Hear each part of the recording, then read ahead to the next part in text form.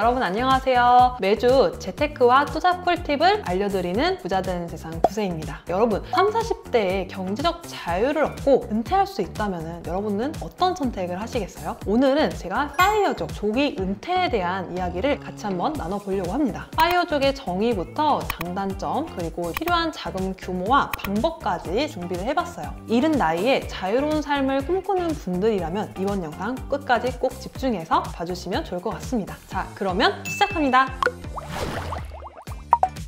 우선 파이어족이란 무엇인지에 대해서 간단하게 설명을 드리면요. Financial Independence Retire Early의 약자로 경제적 독립을 위해 조기 은퇴를 목표로 하는 사람들을 말합니다. 파이어족이 인기를 끄는 이유는 무엇일까요? 아무래도 우리가 살아가면서 삶에 대한 자유와 시간에 대한 통제력을 갖고 살아가기란 생각보다 쉽지 않습니다. 저도 직장 다닐 때 느꼈지만은 아무리 싫어도 회사에서 최소 9시간 이상은 있어야 되잖아요. 그래서 내가 돈을 그 전보다는 덜 벌거나 벌지 않더라도 내가 하고 싶은 거, 내 행복을 찾아서 살길 원하는 그런 사람들이 많아지면서 파이어족에 대한 관심이 점점 늘어나고 있습니다. 그러면은 파이어족이 됐을 때의 장점은 무엇일까요? 바로 시간의 주도권을 확보할 수 있다는 것인데요. 내일부터 출근하지 않아도 되는 그런 삶을 한번 상상해 보시면 좋겠습니다. 제 스스로는 파이어족이라 생각하진 않지만 조기 은퇴를 한 입장에서 말씀을 드리면 전 직장이 여의도였거든요. 더현대 서울이 오픈한 지 얼마 안 됐을 때 가는데 사람이 너무 많은 거예요. 점심시간에 가려면은 열심히 한 10분 정도 뛰어가가지고 밥을 먹고 다시 회사로 뛰어와야 되는 삶을 살았었는데 퇴사를 하고 나니까 평일 오후에 정말 여유 있게 커피숍에 앉아서 커피를 한 잔 마시면서 딱 그걸 느껴보니까 이게 바로 여유로운 삶이구나 라는 생각이 들더라고요. 여러분들도 아마 파이어족 했을 때 딱 떠오르는 이미지가 분명히 있으실 거라 생각이 들어요. 취미생활도 즐기고 또 가족들과 여가활동도 하고 충분히 그런 시간을 보낼 수 있는 것에 대한 시간의 주도권을 확보할 수 있다는 점에서 가장 큰 장점이 있다라고 할 수 있겠습니다. 그 밖에도 스트레스가 확실히 줄어들고요. 새로운 도전에 대한 기회도 많이 찾아오게 되는데요. 저도 조기 퇴사를 한 다음에 계속 놀았던 게 아니라 다양한 기회를 가지고 도전을 했었습니다. 그 중에 하나가 유튜브 출연이었고요. 온라인과 오프라인 사업장을 운영을 하면서 또 다양한 현금 흐름을 창출해 나가고 있습니다.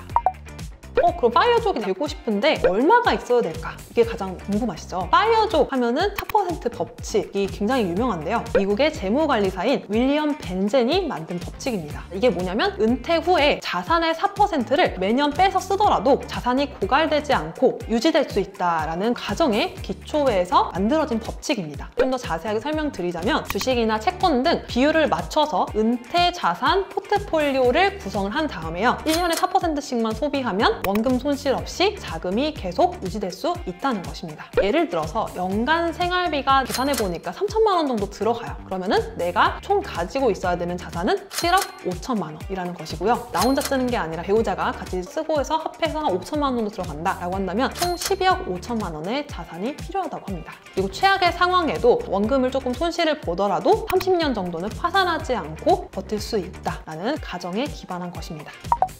자, 그러면 조기 은퇴를 위해서 실천해야 될 재테크 방법에 대해서 알려드릴게요. 첫 번째로 소득을 극대화해야 됩니다. 저도 처음에 월급 200만 원으로 생활을 하면서 열심히 저의 포트폴리오를 쌓아 나갔어요. 그렇게 하다 보니까 3년, 4년 정도 지나고 나서 그 포트폴리오를 활용해가지고 대기업으로 이직해서 연봉 2천만 원을 올릴 수가 있었습니다. 두 번째로 지출을 최소화하는 습관을 들이셔야 돼요. 저도 짠테크를 하면서 외식비를 줄이고 도시락을 싸서 다니면서 매달 20만 원씩 절약을 할 수 있었고요. 대중교통을 주로 이용을 하고 알뜰폰 사용을 하면서 연간 200만 원 정도의 생활비 지출을 아낄 수가 있었습니다. 세 번째로 반드시 투자가 병행이 돼야 되는데요. 저도 사회초년생 때부터 대출이라는 레버리지를 활용을 해서 부동산 투자를 해왔는데요. 저는 적은 종잣돈으로도 수익을 낼 수 있는 여러 가지 방법을 익히는 데 집중을 했었습니다. 처음에 제가 시작했던 게 바로 부동산 경매, 공매, 신탁공매, 그리고 주택뿐만이 아니라 상가라든지 토지, 공장, 다양한 투자 방법을 익히면서 여러 가지 효율적으로 투자하는데 시간 투자를 많이 했었습니다. 네 번째로 명확한 목표 설정이 굉장히 중요한데요. 내가 몇 살에 은퇴를 하고 은퇴 이후에 어떤 삶을 살아갈 건지, 내가 그 삶을 살아가기 위해서 최소 얼마의 자금을 가지고 있어야 되는지 구체적으로 실행 계획을 짜보는 게 상당히 중요합니다.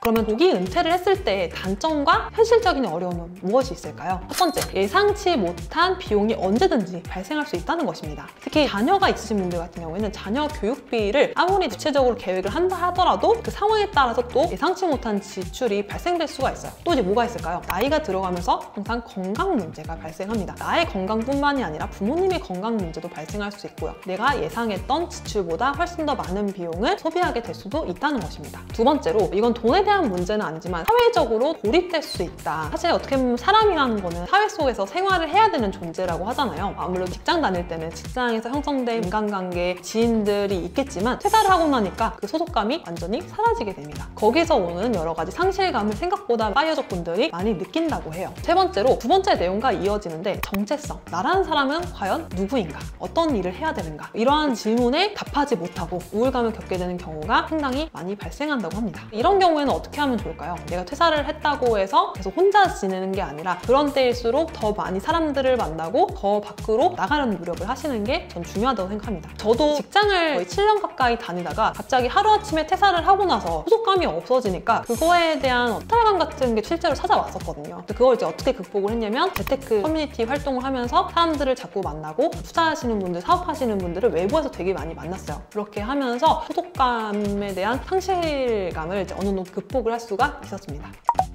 파이어족이 되고 났을 때 실패하지 않으려면 몇 가지 전략이 있는데요. 첫 번째로, 현실적인 자금 계획을 세워야 된다입니다. 3천만 원 정도 내가 매년 소비를 한다. 그러면 7억 5천만 원의 자산이 필요하다라고 말씀을 드렸죠. 그래서 은퇴 전에 세부적인 계획을 세워서 예상 수익과 실제 지출을 반드시 비교를 해야 됩니다. 여기 플러스 예상치 못한 지출에 대비한 비상금도 반드시 마련을 해두고 계셔야 됩니다. 두 번째로, 이게 또 상당히 중요한데요. 예전의 그런 파이어족의 개념과 지금의 파이어족의 개념이 조금 바뀐 게 뭐냐면 바로 퇴사하고 나서도 안정적으로 코드 파이프라인을 구축하는 게 상당히 중요하다는 것입니다. 제 주변에도 파이어족들을 보면요, 그냥 놀기만 하시는 분들은 잘 없어요. 거의 대부분 사업을 하고 계시거나 최소한 부업이라도 하면서 내 생활비 정도를 벌어서 쓰시는 분들이 상당히 많습니다. 배당주에 투자하거나 수익형 부동산을 통해서 임대 수익을 창출해 나가거나 아니면 온라인 비즈니스를 통해서 현금 흐름을 만들거나 이런 식으로 지속적인 현금 흐름을 확보하는 것이 중요하다라는 얘기를 드리고 싶고요. 세 번째로, 지속적으로 재무 전문가와 상담을 받아보시는 게 좋습니다. 자금을 관리를 하면서 내가 재무 상태에 대해 잘 안다고 할지라도 반드시 전문가를 한번 만나 상담을 받아보시는 게 좋아요. 내가 지금 자산을 보유하면서 내야 되는 보유세라든지 이걸 양도했을 때 내야 되는 세금이라든지 이런 세금적인 측면에서 반드시 전문가와 상담을 받아보면서 결정을 하시는 게 좋습니다. 마지막으로, 가장 중요한 게 뭐냐면 어떤 상황에서라도 유연한 태도를 유지하는 것인데요. 예기치 못한 상황이 발생을 했을 때, 내가 예상치 못한 지출을 하게 됐을 때 그에 따라서 유연하게 대처할 수 있어야 되고, 또 상황에 따라서는 다시 회사에 복귀할 수도 있겠다라는 생각을 가지면서 파이어족에 대한 대비를 하시면 좋을 것 같습니다. 이번 영상에서는 파이어족, 조기 은퇴에 대한 이야기를 다뤄봤는데요. 파이어족을 누구나 다 꿈꾸지만 그에 따른 분명히 단점도 있고 현실적인 어려움도 있기 때문에 섣불리 은퇴를 결정하면 오히려 더 큰 어려움에 직면할 수 있다. 그래서 반드시 이에 대한 철저한 대비가 필요하다라는 얘기를 이번 영상 통해서 특히 강조해드렸습니다. 여러분들도 자신의 상황에 맞는 목표나 계획을 이번 시간을 통해서 구체적으로 계획해보시면 좋을 것 같습니다. 이번 영상도 도움이 되셨다면 구독과 좋아요 한 번씩 부탁드리고요. 저는 다음번에 더 유익한 영상으로 찾아뵙겠습니다. 여러분 감사합니다. 안녕!